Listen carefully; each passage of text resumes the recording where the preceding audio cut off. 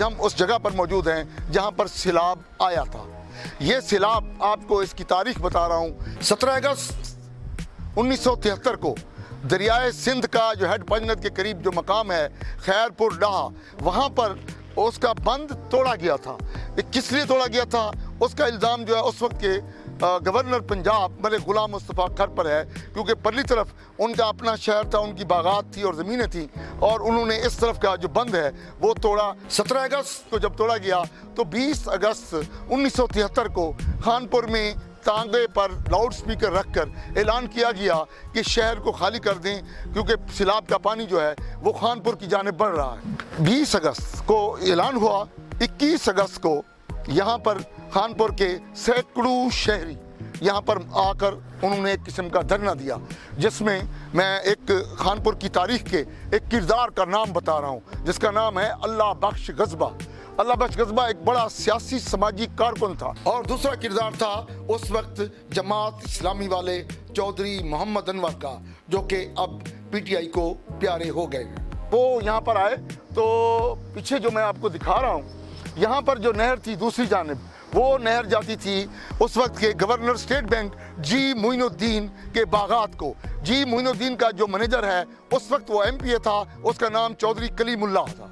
कलीमुल्लाह ने दश्ती कबाइल के कुछ लोगों को उकसाया कि उन्होंने खानपुर के उन शहरियों पर हमला कर दिया, जिसमें ख्वाजा नज़ीर अहमद और अल्लाह बख्श गज़बे को दश्ती कबाइल के लोग थोड़ी देर के लिए उठा कर ले गए थे।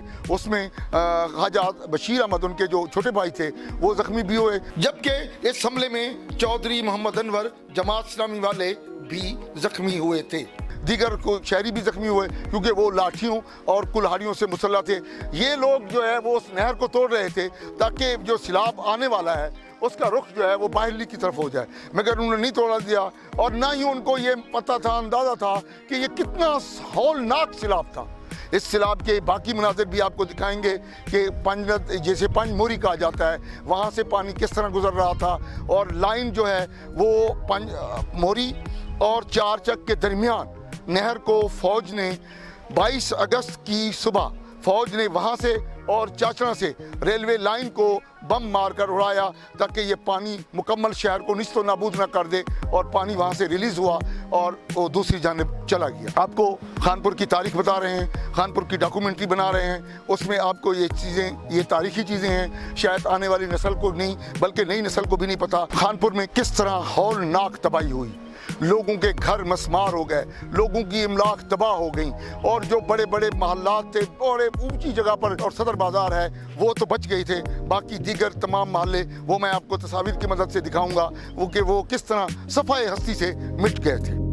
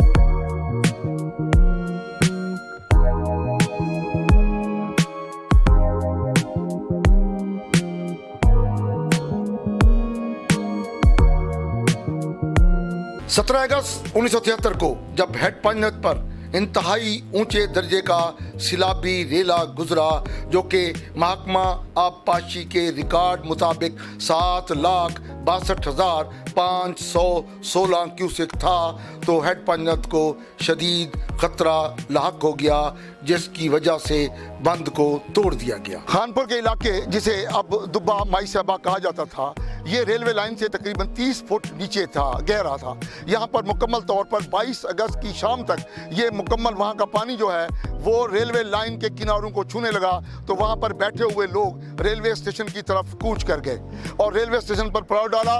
23 अगस्त को एक हेलीकॉप्टर के जरिए रेलवे स्टेशन पर बैठे हुए लोगों को खुराक के थैले भेजे गए। 24 अगस्त की दोपहर को जुल्फ़िकार अली भुट्टो, उस वक्त के वजीर आज़म, वहाँ पर वो एक काटन फैक्ट्री थी या ऑयल मिल थी, उसका मुझे सिकंदर ऑयल मिल थी शायद, मुझे उसका नाम पूरी तरह याद नहीं आ रहा। वहाँ पर हेलीकॉप्टर के जरिए पहुँचे और उन्होंने लोगों से खिताब करना चाहा, लोगों को तसल्ली देना चाहिए और लोगों को बताना चाहा कि हम आपके लिए इसका इजाला कैसे करेंगे। मगर उस वक्त कुछ लोग ऐसे, सिर्फ 2 अफराद के नारवा रवैये की वजह से उस वक्त के वजीर आज़म खानपुर के लोगों से नाराज़ हुए और वो वैसे ही वापस चले गए और खानपुर तारीकी में डूब गया। सिर्फ 2 अफराद के नारवा रवैये ने खानपुर को 20 साल पीछे छोड़ दिया।